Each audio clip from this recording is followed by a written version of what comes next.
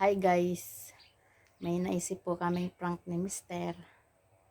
Tatawagan niya po ang kanyang nanay at kunyari nasa daan na yung package. Ano? Tingnan natin.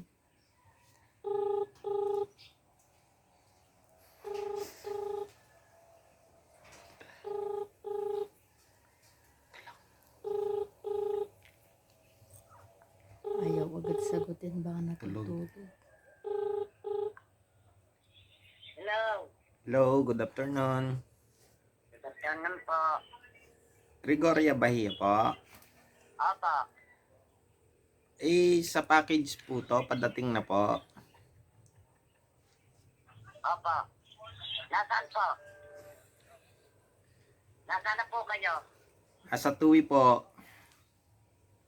Opo, dito po. Dito po sa tres sila, dulo po ng makalampas po ng school. Sir, Po. makalampas po ng school. Babantayan ko po kayo dito. Basta diretso lang kayo. Po. May valid ID kayo, ma'am? Ha? May valid... Meron ako, senyor. Ay, hindi po. Meron akong, po? Hindi po validation sa atin ang senior. Ay, po? Ay, yung pong anak ko, meron. May... Kung dati,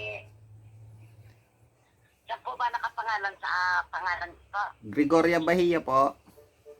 Ako nga po ang Gregoria Bahia, pero ano po bang valid ID? May student ID po kayo? Isto, ay nako. Narinig ko lamang yung... Teka lang po. Pero pwede po ba ang ating anak na meron?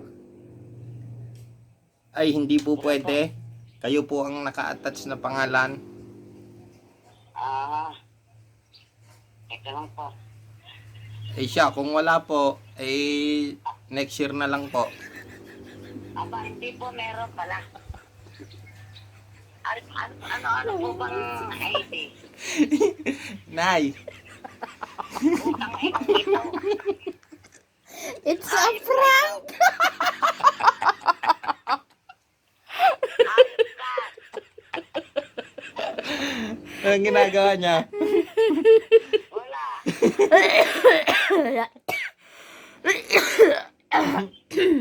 Niloloko lang. Ako'y